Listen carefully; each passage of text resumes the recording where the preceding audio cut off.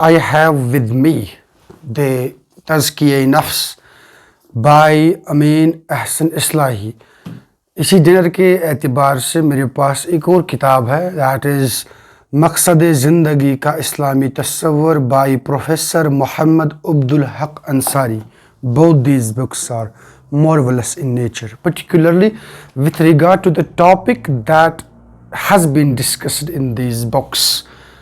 آج کل کا مسلمان اس بات کی زیادہ شکایت کرتا ہے کہ وہ نمازہ بھی ادا کرتا ہے, نوافل بھی پڑھتا ہے, تلاوت بھی کرتا ہے, اگر اس کے پاس استطاعت ہے تو وہ حج و عمرہ کے لیے بھی جاتا ہے, روزے بھی رکھتا ہے, اپنی بساط کی حد تک وہ صدقات اور خیرات بھی کرتا ہے, بٹ سٹل وہ جو ایک اطمینان کی کیفیت ہے وہ اس کو پا نہیں رہا ہے. That doesn't seem to him anywhere. What is the reason?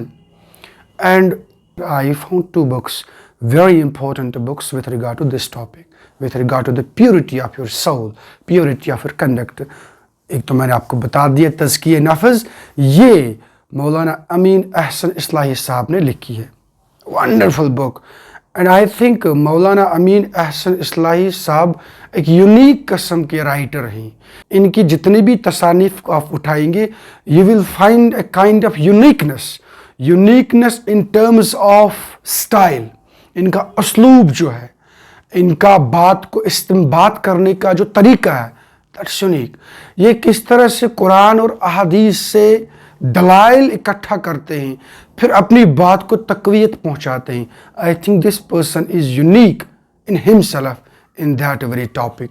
ان کی جو تدبر قرآن ہے, I think اس میں جو نظمی قرآن کے حوالے سے ایک زبردست کام کیا گیا ہے. ان کے جو استاد تھے امام فرائی, ان کے اس تسلسل کو آگے بڑھایا گیا ہے.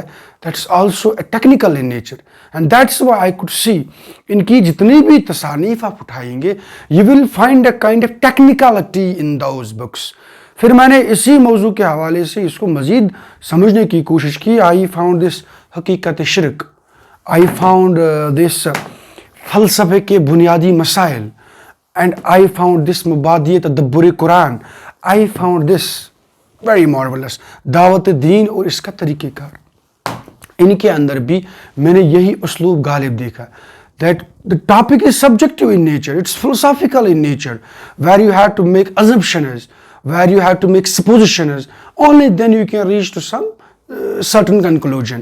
بٹ یہاں پر ان جیسے موضوعات کے اندر بھی مولانا امین احسن اصلاحی صاحب جسٹ لائک میتھمیٹیکل کیلکولیشنز, مطلب ایک اسلوب اختیار کرتے ہیں اور 2+2=4 کی طرح ثابت کر دیتے ہیں. That's quite unique in nature.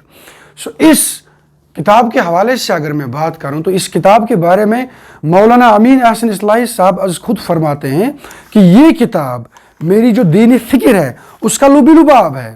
اس کے دیباجے میں کہتے ہیں فکری اعتبار سے یہ کتاب میری دینی فکر کا لب لباب ہے. اینڈ یس, اس میں جس طرح سے تزکیہ, جس طرح سے پیورٹی کو ڈسکس کیا گیا ہے اور جن واسٹ ایریاز اینڈ سفیئرز میں ڈسکس کیا گیا ہے, that's wonderful. Because normally we tend to think آپ کو پیورٹی چاہیے, آپ کو تذکرہ چاہیے اپنے اندر. No, there are a number of sectors وہاں جہاں پر آپ کو پیورٹی کی ضرورت ہے. آپ کے رشتے ہیں, آپ کی ریاست ہے, آپ کا سماج ہے, آپ کی تعلیم ہے, آپ کا نظام معیشت ہے, آپ کا گھر ہے. There also even آپ کی جو فکر ہے, آپ کا جو عقیدہ ہے, there also you need purity, there also you need تزکیہ. So ان تمام موضوعات کو لے کر میں سمجھتا ہوں جامع کتاب ہے یہ, منفرد کتاب ہے یہ. And in the meanwhile this is also wonderful just 180 pages کی کتاب ہے یہ, مقصد زندگی کا اسلامی تصور. اس میں بتا دیا گیا ہے کہ آپ کو اپنی زندگی کس نہج پر گزارنی چاہیے, کس فکر کے ساتھ گزارنی چاہیے, آپ کے وہم جو ہیں, آپ کے گمان جو ہیں, آپ کے عقیدے جو ہیں, آپ کے اعمال جو ہیں, یہ کس طرح ہونے چاہیے. اینڈ آئی تھنک ان جیسے موضوعات کی طرف اگر ہم پھر سے جائیں گے, ہمارے جو اسلاف ہیں انہوں نے جو لٹریچر ہمارے سامنے رکھا ہے, اگر ہم اس کا ورد کریں گے, آئی تھنک یس ایک اطمینان کی کیفیت ڈیفینیٹلی ہمیں نصیب ہو جائے گی.